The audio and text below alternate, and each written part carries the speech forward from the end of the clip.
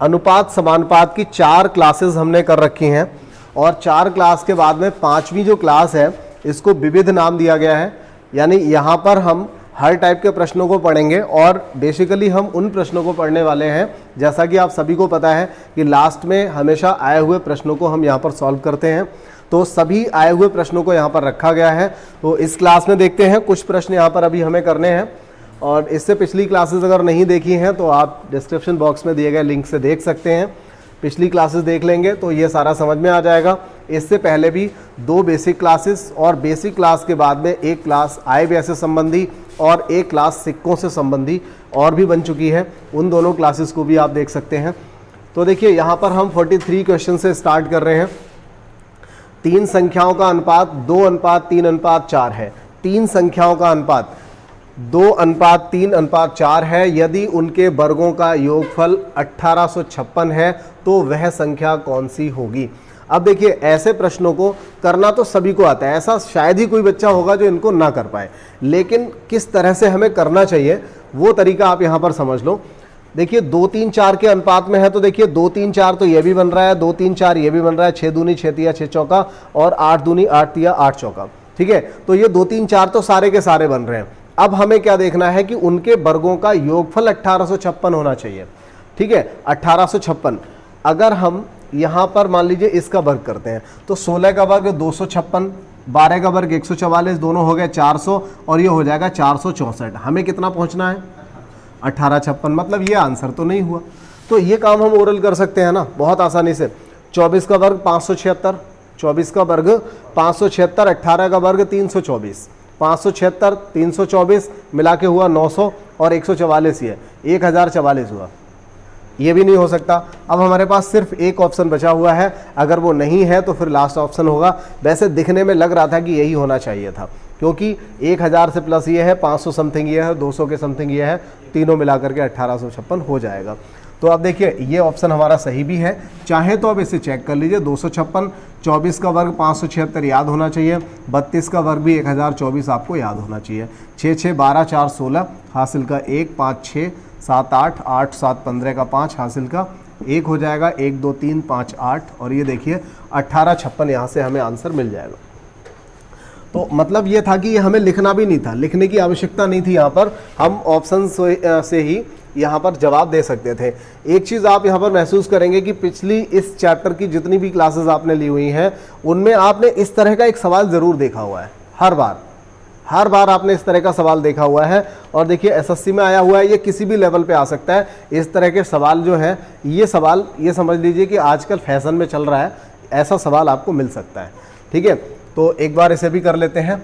एक महाविद्यालय में लड़के तथा लड़कियां यानी बॉयज़ और गर्ल्स 5 और 3 के रेशो में हैं।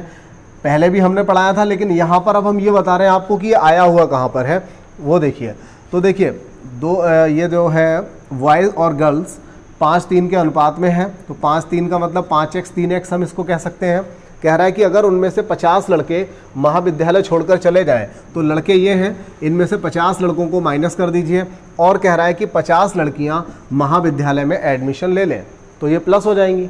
जब ये लड़के हैं ये लड़कियां हैं और वो कह रहा है फिर उनका अनुपात 9:7 हो जाता है, मतलब हमें क्रॉस मल्टीप्लाई करना है और x का मान निकाल लेना है।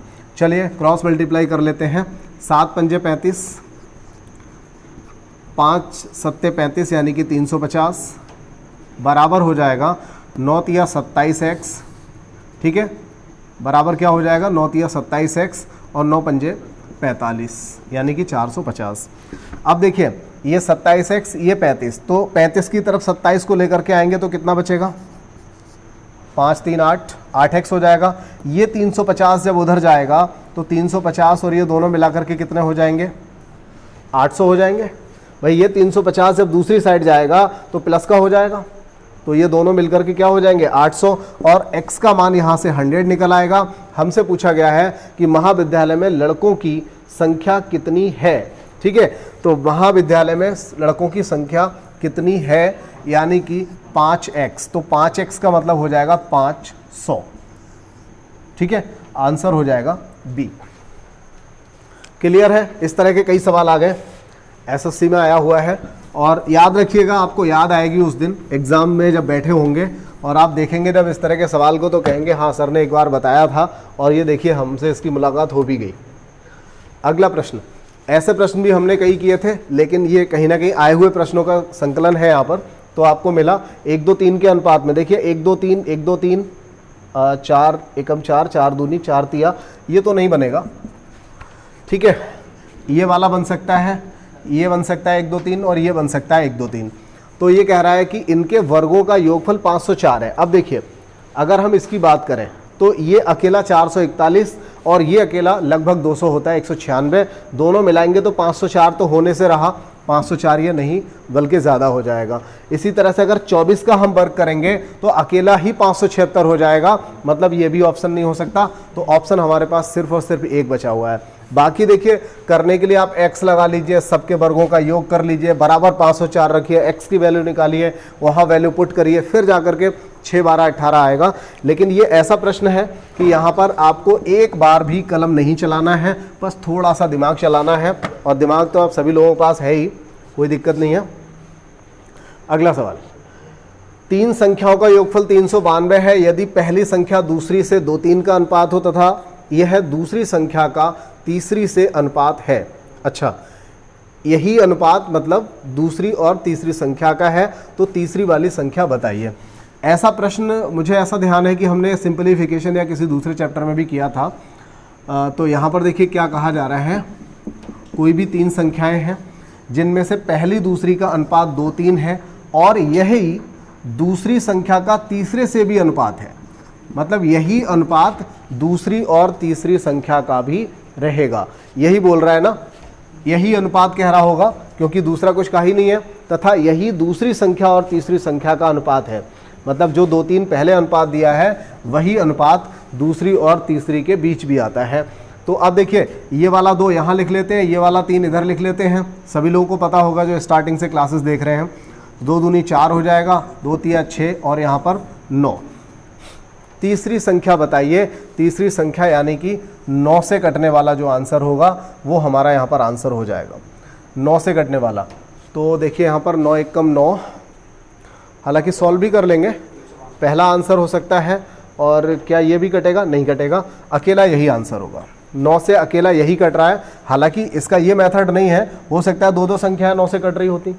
तो हम क्या करते हैं, हम ये करते हैं, उन्होंने बोला है कि संख्याओं का योगफल 392 है, तो हम 392 को इन तीनों संख्याओं का योग करके यानी कि 19 से काट देते।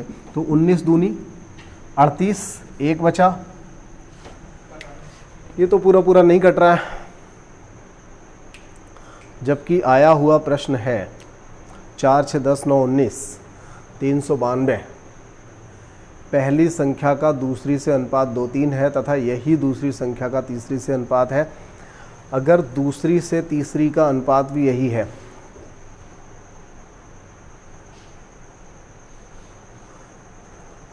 एक सेकंड, दूसरी तथा तीसरी एक बार चेक कर लें।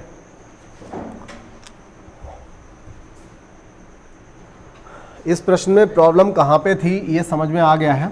यहाँ देखिए 392 की जगह 342 होगा, ठीक है। तो 342 करके अब हमें आंसर निकालना है। तो 342 19 से काटेंगे, 19 एकम 19 आएगा और 5 बचेगा, 19 अट्ठे 152 हो जाएगा। तो 18 हुआ, मतलब 1 यूनिट बराबर 18 हुआ, तो 9 यूनिट बराबर क्या हो जाएगा? तो 9 गुणा 18 हो जाएगा, 9 गुणा 18 मतलब 162, ठीक है। तो यहाँ पर इस तरह से ये प्रश्न हो गया। सही प्रश्न था, पहली दूसरी का अनुपात ये दे रखा था और इसी अनुपात को वो कह रहा था कि दूसरी तीसरी का भी यही अनुपात है। तो एक कॉमन सा ही प्रश्न था, कुछ ऐसी बात नहीं थी इसमें। यहाँ पर 342 आएगा, बस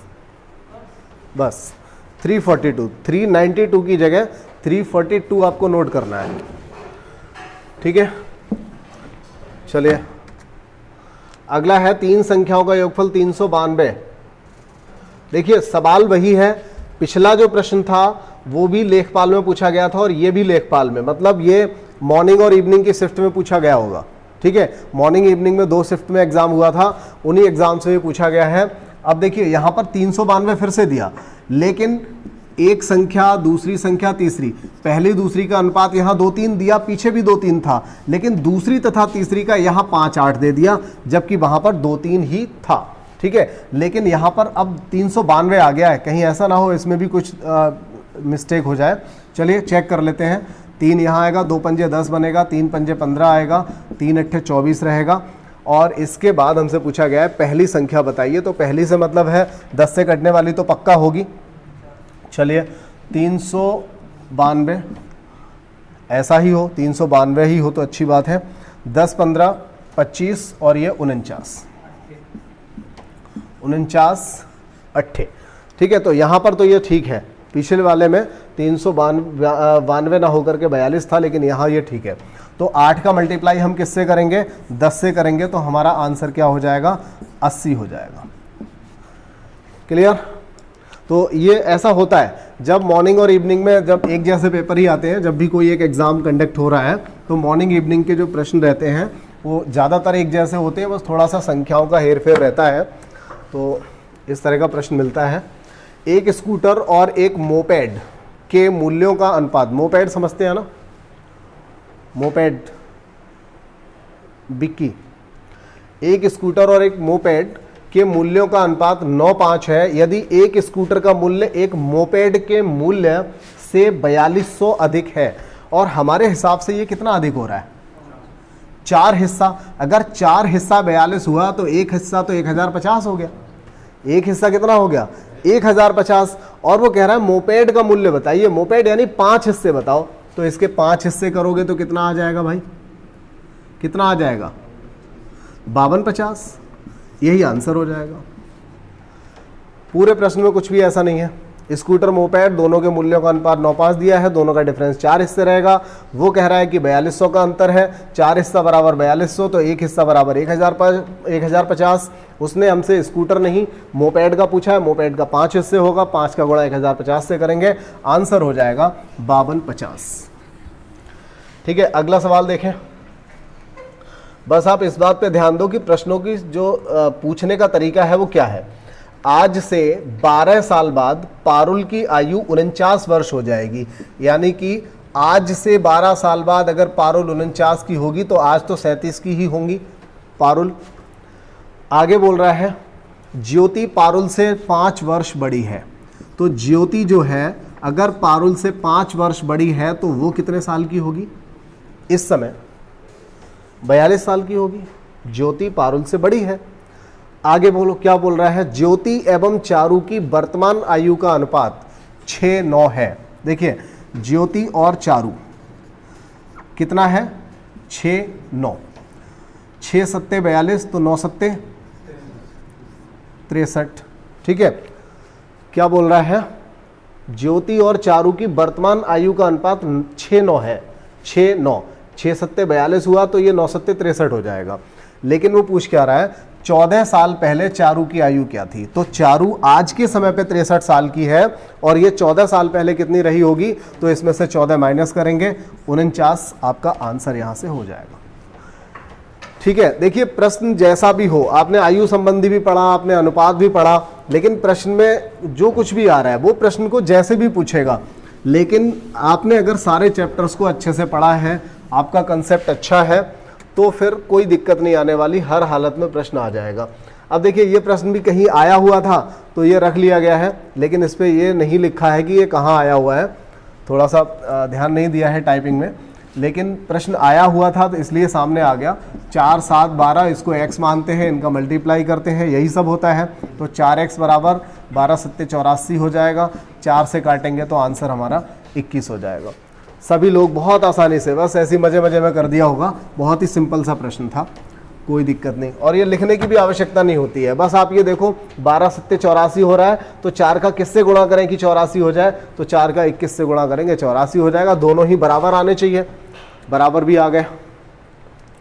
अब देखिए अगला सवाल है ए बी और सी डी अलग अलग अनुपात दिया हुआ है, और ABCD का पूछा है।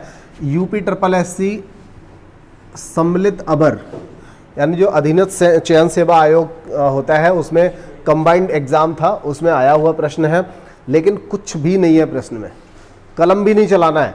ए बी का अनुपात 3-4, ये देखो ये बना, क्या ये 3-4 बना ए बी? नहीं बना। क्या ये 3-4 बनेगा? नहीं बनेगा। क्या ये 3-4 बनेगा? ये दोनों देखिए 3-4 3-4 बन रहे हैं। आगे कह रहा है सी बी का अनुपात दिया है 5-4, यानी कि बी सी का अगर हम देखें तो क्या हो जाएगा? 4-5 हो जाएगा। तो देखिए क्या ये 4-5 बन रहा है? नहीं बन रहा है, तो अकेला यही आंसर रह गया। देखिए 4-5, 2 चौका 2 पंजे, 4-5 बन रहा है। और इसके बाद फिर उन्होंने सी डी का दिया है 10-9। तो देखें सामने आपके आंसर है, कुछ भी नहीं करना पड़ा, बस थोड़ा सा ये मुश्किल से 2 से 3-4 सेकंड का सवाल है, थोड़ा सा सावधानी से करिए तो आसानी से हो जाएगा। अगला है हमारे पास 52 नंबर, ए बी का अनुपात। देखिए इस तरह को मैं एक बार लिख लेता हूँ यहाँ पर जिससे आपको समझ में आ जाए। 2/9 1/3, वी सी भी लिख लेते हैं 2/7 5/14, और डी सी दिया है। देखिए डी सी दिया है, हम सी डी लिख लें यहाँ पर, कोई दिक्कत तो नहीं भाई। डी सी दे रखा है, हम सी डी लिख रहे हैं क्योंकि A B B C C D हम क्रम से लिख रहे हैं, तो 3/5 पहले लिख लेते हैं और 7/10 बाद में। अब क्या करना होता है, अब इनको एक साधारण जो मानक तरीका होता है लिखने का उसमें इसको लिखेंगे। तो नीचे जो संख्या आ रही हैं इनके एलसीएम ले लेते हैं। 3 और 9 का एलसीएम आएगा, कितना आ जाएगा? 9 आएगा। या फिर ऐसा करिए, इस 9 को इधर भेज दीजिए, इस 3 को इधर, ये वाला 3 इधर जाएगा तो 6 बनेगा, ये इधर जाएगा तो 9 बनेगा। ठीक है, ये वाला 14 इधर जाएगा, वैसे चाहे तो आप ऐसे भी काट सकते हैं, 7 दूनी 14, ये 2 इधर जाएगा 4 बनेगा और ये 5 बनेगा। ठीक है, इसके बाद देखिए इस 5 से इसे भी काट लीजिए, इस 2 को इधर भेज दो, 2 3 6 और 7 ऐसे ही रह जाएगा क्योंकि इधर कुछ है नहीं।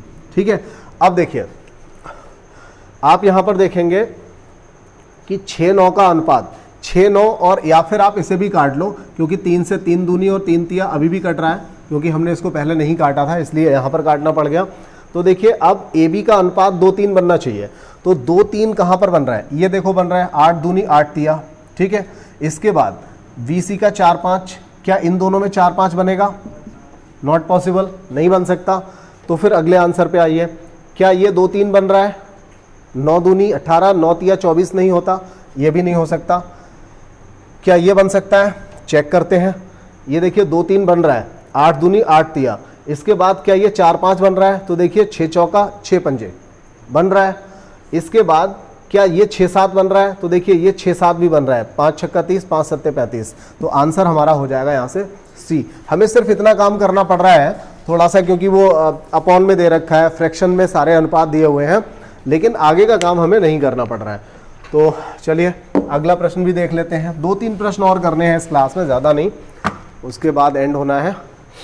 लेकिन प्रश्न भी और बचे हुए हैं, जो अच्छे प्रश्न होंगे उनको अभी भी लिया जाएगा। ज़्यादा सिंपल प्रश्नों को मैं हटा दूंगा यहाँ से क्योंकि काफ़ी हो गया इसमें काम। एक धार्मिक आयोजन में स्त्रियों और पुरुषों की संख्या का अनुपात 3-2 है। एक धार्मिक आयोजन में स्त्री और पुरुष की संख्या का अनुपात 3-2 है। इसको 3x और इसे 2x मान लें। ये बिल्कुल वही सवाल बनता जा रहा है जैसा हमने पढ़ा था बॉयज़ और गर्ल्स वाला, लगभग उस तरह का, लेकिन काफ़ी सिंपल सा प्रश्न है यहाँ पर। ये 3-2 का अनुपात है, 20 और पुरुष आ जाते हैं, पुरुष ये हैं, 20 और आ जाते हैं, तो क्या होता है? अनुपात 3-2 की बजाय अनुपात क्या हो जाता है? उलट जाता है, यानी कि 2-3 हो जाता है। क्रॉस मल्टीप्लाई कर दें, आंसर मिल जाएगा। 3 तिया 9x बराबर 2 दूनी 4x प्लस 40। ये इधर आएगा 5x, ये 40 तो यहीं रहेगा, 5 8 40, तो x का मान यहाँ से हमें 8 मिला। और पूछा क्या गया है? स्त्रियों की संख्या बताइए कितनी है? तो स्त्रियों की संख्या क्या हो जाएगी? 3x, यानी 3 गुणा 8 बराबर 24। चकबंदी लेखपाल में आया हुआ प्रश्न है ये, 2016 में एग्जाम हुआ था इसका। समझ में आ गई बात? चलिए देखिए, सब कुछ देखते हुए आपको एक चीज़ समझ में आ रही होगी कि पूरे एग्ज़ाम का जितने भी प्रश्न एक सब्जेक्ट से सब्जेक्ट से आ रहे हैं, उन सभी सब्जेक्ट से जितने भी प्रश्न आ रहे हैं उनमें से लगभग 70% क्वेश्चंस ऐसे होते हैं जो काफ़ी सिंपल होते हैं। यही देखिए, जितने भी प्रश्न हैं आप यही चीज़ फील करेंगे। तो सबसे पहले हम उन 70% को तैयार करें, उसके बाद आगे का काम करें। तो ये बेहतर होगा। मतलब मैं तो यहाँ पर साथ में सारी चीज़ें लेके चल रहा हूँ, लेकिन मैं उन लोगों के लिए कहना चाहता हूँ जो बिगिनर्स हैं, जिन्होंने स्टार्टिंग की है, तो ऐसे लोगों के लिए सबसे पहले उन्हें 70% देखना चाहिए, बाद में आगे की बात करें। यदि x का 7/9 भाग y के बराबर हो, x का 7/9 भाग y के बराबर हो, एसएससी x का 7/9 भाग, अच्छा 7/19 दिया, चलिए ठीक है, 7/19 भाग y के बराबर हो एवं एक कंडीशन और दे दी, x + 28 तथा y का जो अनुपात है वो कितना हो, 3:7 हो, 33:7 हो। अब y का मान पूछा है। देखिए अगर y का मान पूछा है तो x को हटाइए, क्या करेंगे, x को हटा दीजिए। y का मान पूछा है, x को हटा दीजिए। x को हटाने का मतलब है x की जगह हम लगा दें 19y/7। यहां से अगर मान निकालेंगे x का, क्योंकि y का मान निकालना है तो 19 को हटाना पड़ेगा, सॉरी x को हटाना पड़ेगा, तो 19 इधर जाएगा, 19y, यानी हम क्या करेंगे, x की जगह पे लगाएंगे, यहां पे लगाएंगे 19y/7। चलिए लगा लीजिए। अदरवाइज ये था कि अगर हम y की जगह पे x लगाते तो x का मान बहुत आसानी से आ जाता, लेकिन जब x का आ जाता तो हम आगे भी निकाल सकते थे। चलिए दोनों तरीके से कर सकते हैं, चाहे x का मान लगाइए चाहे y का, लेकिन फाइनली हमें वैल्यू y की निकालनी है। एक काम करते हैं, y की जगह पे हम ये लगा देते हैं, ये जितना उन्होंने दिया था हमने अलग लिख दिया। एक बार मैं इस इक्वेशन को और लिख लेता हूँ यहाँ पर, 33/7। y की जगह हम लिख दें 7x/19, क्या लिख दें, 7x/19। अब देखिए जो बटे वाला 19 होगा इधर जाएगा तो बटे में तो जाएगा, मतलब इसके बटे में जो 19 होगा, इसके बटे में जो 19 आएगा, तो अगर हम इधर लेके जाते हैं तो गुणा में जाता है, तो 33 के साथ 1/19 जाएगा, यानी कि इस साइड में हम लिख सकते हैं, इसको लिखा जा सकता है ना। चाहे तो आप उस 19 को ऊपर ले जाइए, तब भी बात एक ही रहेगी, ऊपर आप 19 से गुणा कर दीजिए। अगर 19 से गुणा करते हैं तो भी तो 19 इधर ही जाएगा, ठीक है ना, बात क्लियर होनी चाहिए। 7 से 7 काटें, इसके बाद मल्टीप्लाई कर दीजिए। देखिए 19 और x का गुणा, 19x प्लस 19 का 28 से गुणा। कोई गलती मत करना, 19 और 28 का अगर पहाड़ा याद नहीं है तो मत करिए, ऐसे ही चलते रहने दीजिए। 33x बराबर क्या आ रहा है, 33x, ठीक है, दिखाई दे रहा है यहाँ तक, बराबर 33x। अब क्या करना है, ये 19x, ये 33x, 33 की तरफ 19 को लेके जाएंगे, 14x बचेगा, इधर बचेगा 19 गुणा 28, 14 दूनी 28 और x बराबर 19 दूनी 38। तो ये वैल्यू किसकी निकली है, ये x की वैल्यू है, और x की वैल्यू अगर हम यहाँ पर लगा दें 38 गुणा 7/19 तो निकल के आएगा 19 दूनी 38 और 2 सत्ते 14। किसी भी तरह देखिए CGL का प्रश्न है, थोड़ा सा घुमाता तो है ही, लेकिन ऐसा कुछ भी नहीं है कि आपसे नहीं हो पाएगा। CGL का प्रश्न है और आप देख रहे होंगे कोई पैटर्न नहीं सवाल का, जो मन में आया बना दिया, सवाल रख दिया बना के, ठीक है। तो इस तरह के प्रश्न मिल जाते हैं। CGL है, कभी कभार मिलता है ऐसा प्रश्न वहां पर।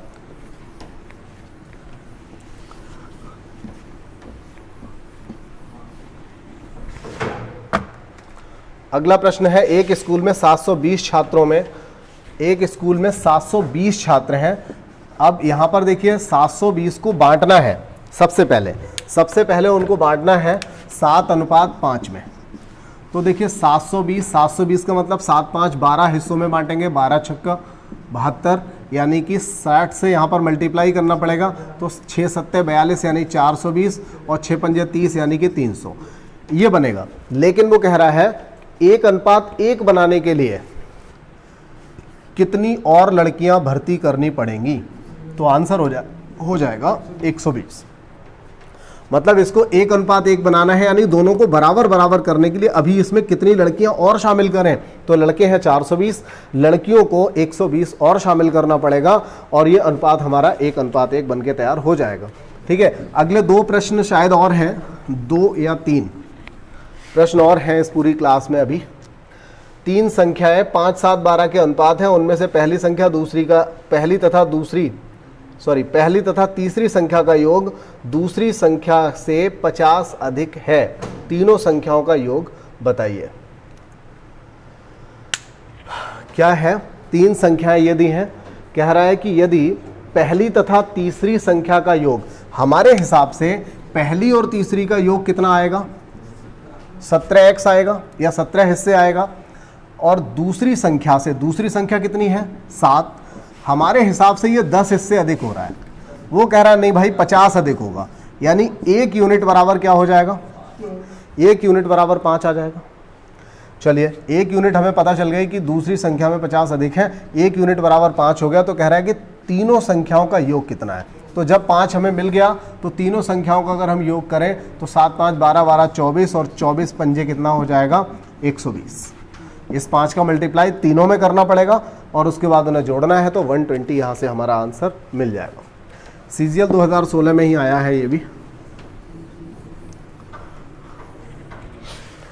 जो CGL के प्रश्न हैं और जो SSC के प्रश्न मतलब बैंकिंग के हैं, ये समझ लीजिए NTPC वालों के लिए सबसे अच्छे प्रश्न रहेंगे।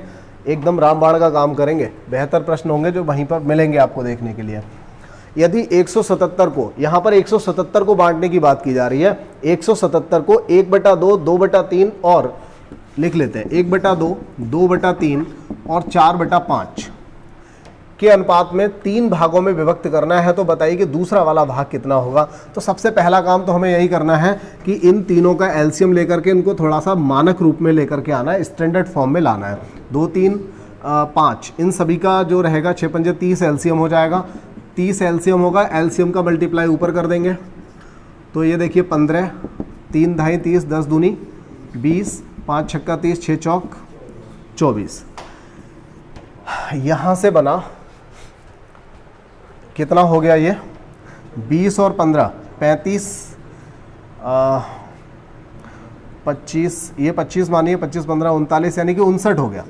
59 हुआ। अब 59 का ये कितना गुना है? 3 गुना। मतलब हमें 177 को 59 हिस्सों में तोड़ना है, तो 3 आ जाएगा।